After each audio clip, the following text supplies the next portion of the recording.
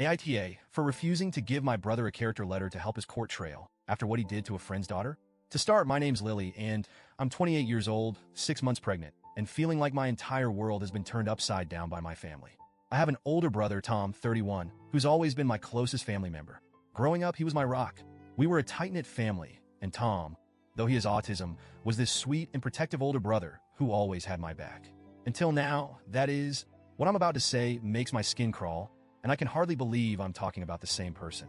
About a month ago, I found out that my brother had been having an inappropriate relationship with a 14-year-old girl named Sophia. She's the daughter of a close friend of mine, Rachel. This wasn't a one-time thing either. Evidence shows this had been going on for months. The text messages Rachel showed me were explicit and left no room for doubt. They even proved that he knew what he was doing was wrong. He said as much in the text, acknowledging he could end up in prison for it. When Rachel broke the news to me, I felt my whole world shatter.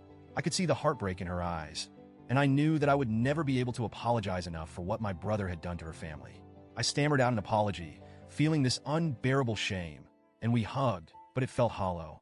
Afterward, Rachel told me she needed space, and I completely understood. I could hardly blame her for wanting to cut off contact. Then, I had to face Tom. I confronted him, and his excuses were nauseating. He claimed he didn't fully understand, that he didn't mean any harm. But that was all tainted by the fact that he knew. He knew what he was doing was wrong, yet he did it anyway. In that moment, I felt this overwhelming sense of betrayal. The brother I thought I knew was gone. I decided then and there that I couldn't support him or even have him in my life anymore.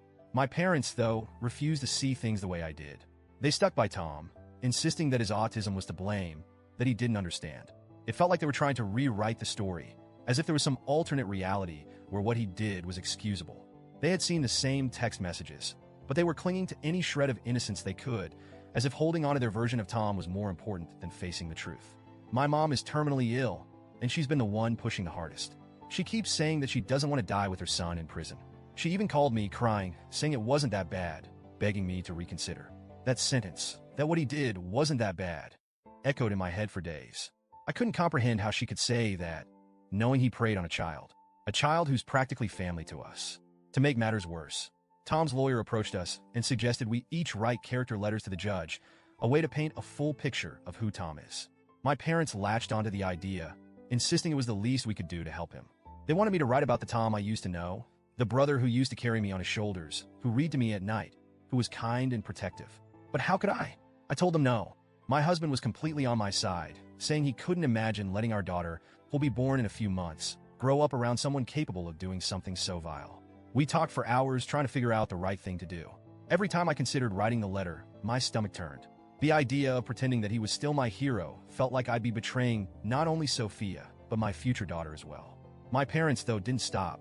They begged, they pleaded, and they reminded me of my mom's illness, saying that I'd regret this decision one day. But how could I prioritize my brother's future over the safety and well-being of others? How could I help him avoid accountability? After a few weeks of their relentless pressure, I finally made the call. I told my parents I wouldn't be a part of this. I wouldn't write a letter, I wouldn't visit Tom, and I wouldn't let him be a part of my life or my child's life. My parents were devastated, especially my mom. She accused me of abandoning the family, and in a way, I guess I am. But here's the thing. I refuse to enable my brother. I refuse to pretend he's some innocent, misunderstood person when he's hurt a child, especially a child I know and love. And I refuse to stand by while my parents try to brush this under the rug. I've since cut off my parents entirely.